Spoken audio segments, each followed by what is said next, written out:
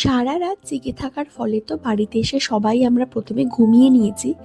দেন ঘুম থেকে উঠেই ফ্রেশ হয়ে সবার আগে আমরা ব্রেকফাস্ট করতে বসিয়ে দিয়েছিলাম। লাঞ্চে কিন্তু আজকে একদম সিম্পল খাবার দাবার ছিল, যেমন ভাত ডাল, তার সাথে প্রচুর রকমের ভাজাভুজি ছিল। যেহেতু বিয়ে বাড়ি, ওই জন্য তো চাটনি আর মিষ্টি ভরে ভরে থাকবে, তো শেষ পাতে কিন্তু চাটনি মিষ্টি খেলাম। বিকেল হতেই তো স্নেহাকে এবার রেডি করা হচ্ছিল, কারণ ওর এবার বিদায়ী হবে।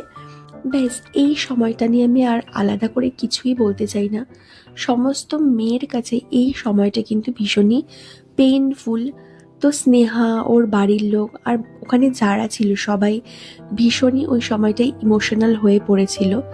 এরপরে তো ওকে আশীর্বাদ করা হলো, এরপরে ও বেরিয়ে চলে গেল। এরপরে তো বাড়িতে থাকা সবাইকে স্নেহার শ্বশুর বাড়ি থেকে পাঠানো মিষ্টিগুলো দেওয়া হচ্ছিল, যেগুলো খেতে কিন্তু খুব টেস্টি ছিল।